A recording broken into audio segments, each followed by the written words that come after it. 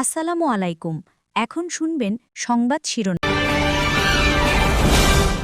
ভারতীয় সীমান্ত দিয়ে দেশে ঢুকছে জাল টাকা, চক্রের শিকড় বাকড় ছড়িয়েছে সরকারি অফিস পর্যন্ত, পুরনো নোটে ধোঁকা খাবে। রাজধানীতে জামায়াত সহ ৮ দলের কর্মসূচিতে পুলিশের বাধা, নভেম্বরে গণভোট সহ ৫ দফা দাবি নিয়ে প্রধান উপদেষ্টাকে প্রতিনিধিদের স্মারকলিপি। স্বতন্ত্র নির্বাচনের প্রস্তুতি নিচ্ছেন মনোনয়ন বঞ্চিত বিএনপি নেতাদের কেউ কেউ, দলের সিদ্ধান্ত পরিবর্তনের আশায়ও আছেন অনেকে। চট্টগ্রামে বিএনপি প্রার্থী গুলিবিদ্ধ, একজন নিহতের ঘটনায় এলাকা থমথমে, এখনো ধরা পড়েনি কেউ। রাউজানে দুর্বৃত্তের গুলিতে শ্রমিক দল নেতা। এতক্ষণ দেখছিলেন সংবাদ শিরোনাম, এখন দেখবেন বিস্তারিত। সীমান্ত দিয়ে দেশে ঢুকছে জাল টাকা, দেখতে অবিকল আসল টাকার মতো, হাতে ধরেও বোঝা যায় না। নোটগুলো আবার কচকচে নতুন নয়, দেখে মনে হবে কয়েক হাত ঘুরে আসা। এ চক্রের ফাঁদে পড়ে এরই মধ্যে নিঃস্ব হয়েছেন শেরপুরের হতদরিদ্র শাহিনা বেগম সহ অনেকেই। গেল ৫ মাসে এসব জাল নোট দেশে ঢুকেছে মাদক আর প্রসাধনী চোরাচালানের রুট দিয়ে। তাই বাংলাদেশ ব্যাংকের নির্দেশনা, সীমান্ত এলাকায় যেন বড় নোটের নগদ লেনদেন না করা হয়। শেরপুর জেলার ঝিনাইগাতি ও নালিতাবাড়ি সীমান্ত দিয়ে ঢুকছে চোরাচালান, সঙ্গে বাংলাদেশি টাকার জাল নোট। হাতে আসা তথ্য উপাত্ত খতিয়ে দেখা দরকার সরেজমিন, কতটা সত্য আর কতটা বাহুল্য। রহস্য ভেদ করতে খুঁজে বের করতে হবে দুজনকে, একজন রাসেল, অন্যজন হাসান। ধরাছোঁয়ার বাইরেই থাকতে অভ্যস্ত তারা। অনেক চেষ্টা তদবিরের পর হাসানের সঙ্গে যোগাযোগ স্থাপন হলো হোয়াটসঅ্যাপে। পরিচয় গোপন করে জাল টাকার ক্রেতা আমরা। যে টাকাটা তৈরি হয় ইন্ডিয়ায়, ওই মালটা যদি নিতে চান তাহলে ৩৬,০০০ টাকা করে লাগে পড়বে। এটা আমাদের এখন লং টাইম আমাদের কাছে পাবে, অল টাইম। যতদিন না ধরা পড়ে মানে ইন্ডিয়ার লোক, কতদিন আপনি পাইতে থাকবেন। ইন্ডিয়ানরা আপনি ব্যাংক পর্যন্ত চালাতে পারবেন, ব্যাংকেরও বাপের ক্ষমতা নাই যে ধরার মতো। এই যে এরকম সুতা থাকবে ভাই, এই যে এরকম দেখছেন, এই যে চিলচিল করতেছে এরকম। ওপাশ থেকে পাঠানো হয় জাল টাকার ভিডিও। এগুলো অন্য ভিডিও কিনা বা এআই দিয়ে বানানো কিনা বোঝা মুশকিল। কিছু জাল টাকার স্যাম্পল পেলে আরেকটু এগোবে অনুসন্ধান। স্যাম্পলের জন্য অ্যাডভান্স দিতে হবে হাসানের প্রতিনিধিকে। তার চাওয়া অনুযায়ী চলতে হচ্ছে আমাদের। এটা হচ্ছে বিকাশ পার্সোনাল নাম্বার, এটাতে টাকা পাঠিয়ে লাস্ট নাম্বারটা বলবেন। অ্যাডভান্স পেয়ে স্যাম্পল রিসিভ করার লোকেশন জানালেন তারা। তবে এটি এলো অন্য আরেকটি নম্বর থেকে। যে বুঝে নেবেন তার ছবিও পাঠাতে হলো তাদের, কিন্তু এতেও কাজ হলো না। নির্ধারিত দিনে লোকেশনে গিয়ে পাওয়া গেল না কাউকেই। পরের দিন বদলালেন ৩টি স্থান। শেষমেশ ধৈর্য দেখে একজন দ্রুত চলে গেলেন ১,০০০ টাকার কয়েকটি জাল নোট ধরিয়ে দিয়ে।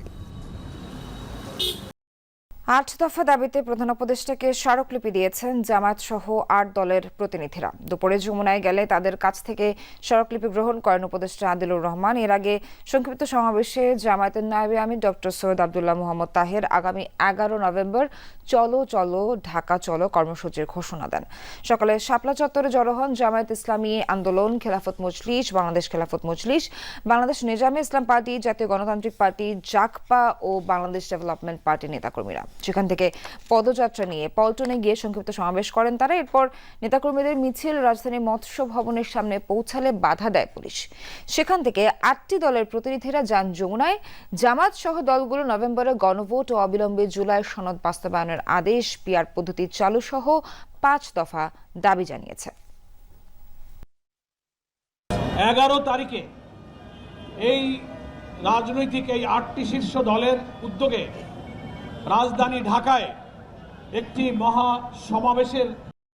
মনোনয়ন বঞ্চিত বিএনপি নেতাদের কেউ কেউ স্বতন্ত্র নির্বাচনের প্রস্তুতি নিচ্ছেন, কেউ বা দলীয় সিদ্ধান্ত পরিবর্তনের আশায় আন্দোলনে নামিয়েছেন নেতাকর্মীদের। তবে বেশিরভাগ মনোনয়ন প্রত্যাশী দলীয় সিদ্ধান্ত মেনে নিশ্চুপ, এড়িয়ে চলছেন রাজনৈতিক কর্মকাণ্ড। আগ্রহী নন গণমাধ্যমের সঙ্গে কথা বলতে। বিএনপির প্রাথমিক মনোনয়ন তালিকা ঘোষণার পর মাদারীপুর, সাতক্ষীরা, চট্টগ্রাম, চাঁদপুর ও মেহেরপুর সহ কয়েকটি সংসদীয় এলাকায় বিক্ষোভ করেন বঞ্চিত নেতাদের কর্মী সমর্থকরা। প্রার্থী বদলের দাবিতে অবরোধ, ভাঙচুরের মতো ঘটনা ঘটে। বিএনপি ঘোষিত ২৩৭ জনের মনোনয়ন তালিকায় নাম নেই নজরুল ইসলাম খান, রফিকুল ইসলাম মিয়া, সেলিমা রহমান, রুহুল কবির রিজভির মতো সিনিয়র নেতারা। যদিও অসুস্থতা সহ নানা কারণে কখনোই নির্বাচন নিয়ে তাদের আগ্রহ দেখা যায়নি।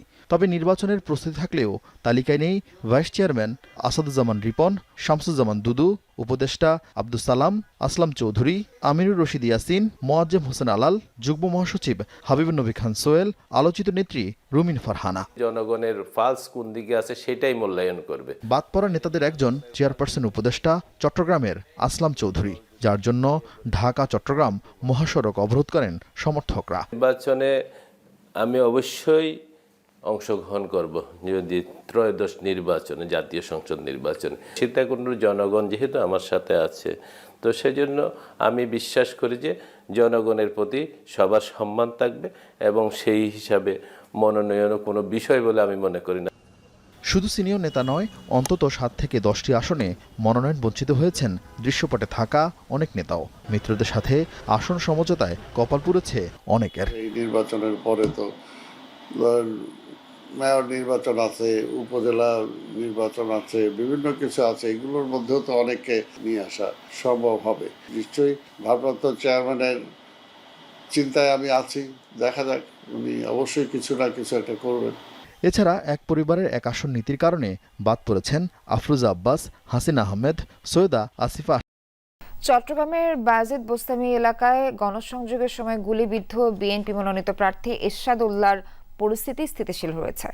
গুলিতে একজন নিহত ও আরও একজন আহত হওয়ার ঘটনায় এখনও কাউকে আটক করা যায়নি। হামলার ঘটনায় দ্রুত তদন্তের নির্দেশ দিয়েছেন প্রধান উপদেষ্টা। নিন্দা ও দ্রুত বিচার দাবি করেছেন বিএনপি মহাসচিব মির্জা ফখরুল ইসলাম আলমগীরও। প্রভাব বিস্তারকে কেন্দ্র করে বিদেশে থাকা শিবির ক্যাডার বড় সাজ্জাদের নির্দেশে ছোট সাজ্জাদের অনুসারীরা এই হত্যাকাণ্ড ঘটিয়েছে বলে দাবি নিহতের পরিবারের। গতকাল সন্ধ্যায় বায়েজিদ বোস্তামির চালিতাতলী খন্দকার পাড়ায় চট্টগ্রাম ৮ আসনে বিএনপি মনোনীত প্রার্থী এরশাদ উল্লাহর গণসংযোগের সময় দুর্বৃত্তদের গুলিতে নিহত হন সারোয়ার বাবলা।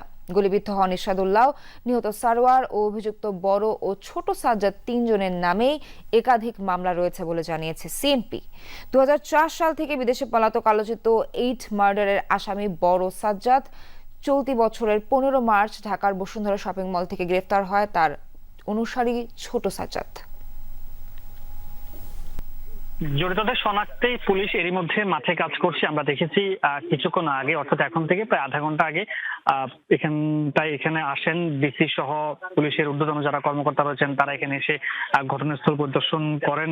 দেখতে পাচ্ছেন যে ঠিক এই দোকানের সামনেই গতকাল এই হত্যাকাণ্ডটি ঘটে। পুলিশ এখানে এসে যারা স্থানীয় তাদের সাথে কথা বলেছেন, আশেপাশে বিভিন্ন যারা সিসিটিভি রয়েছে বা সেই জায়গাগুলো তারা খুঁজছেন, সেই ফুটেজগুলো সংগ্রহ করার চেষ্টা করছেন, পরিবারের সাথে কথা বলেছেন। পুলিশ যেটি দাবি করছেন, তারা ঘটনার সাথে জড়িত যারা রয়েছেন তাদেরকে দ্রুত সময়ের মধ্যে গ্রেফতার করার জন্য তাদের যে তদন্ত সেটি অব্যাহত রয়েছে এবং পরিবার দাবি করছে তাকে মারার আগে গত কয়েক মাস ধরে